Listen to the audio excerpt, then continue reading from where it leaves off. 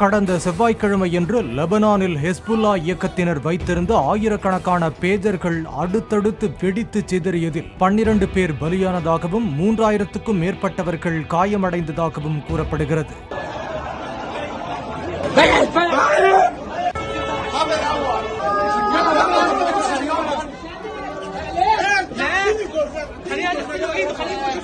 வெடித்த பேஜர்களை சப்ளை செய்தது எந்த நிறுவனம் என்பதில் குழப்பம் நீடித்து வந்தது.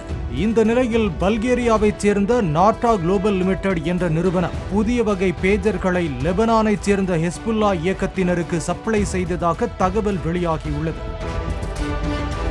விசாரணையில் இந்த நிறுவனத்தின் உரிமையாளர் கேரள மாநிலம் வயநாடு மாவட்டத்தில் உள்ள மானந்தவாடியைச் சேர்ந்த 39 வயது ரின்சன் ஜோஸ் என்பது தெரியவந்துள்ளது.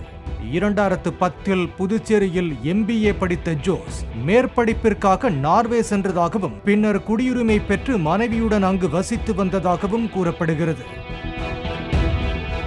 பல்கேரியாவில் 2022இல் பதிவு செய்யப்பட்ட ஜோஸின் நிறுவனம் தைவானில் இருந்து இறக்குமதி செய்யப்பட்ட உதிரி பாகங்களை கொண்டு தயாரித்து வழங்கிய பேஜர்கள் தான் வெடித்ததாகவும் சர்வதேச ஊடகங்கள் தெரிவித்துள்ளன.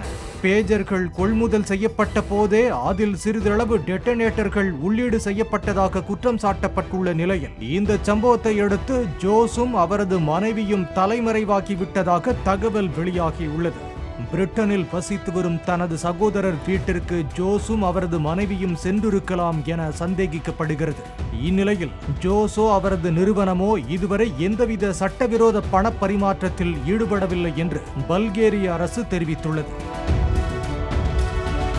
ஜோஸ் மீதான குற்றச்சாட்டை மறுத்துள்ள அவரது கேரள உறவினர் தங்கச்சன் தினமும் ஜோஸ் குடும்பத்துடன் தொலைபேசியில் பேசி வந்ததாகவும் கடந்த 3 நாட்களாக அவர்களை தொடர்பு கொள்ள முடியவில்லை என்றும் தெரிவித்துள்ளார். ஜோஸ் பின்னணி குறித்து தகவல் திரட்டியுள்ள வயநாடு மாவட்ட போலீசார் அவரது உறவினர்களுக்கு பாதுகாப்பு வழங்கியுள்ளதாக தெரிவித்துள்ளனர்.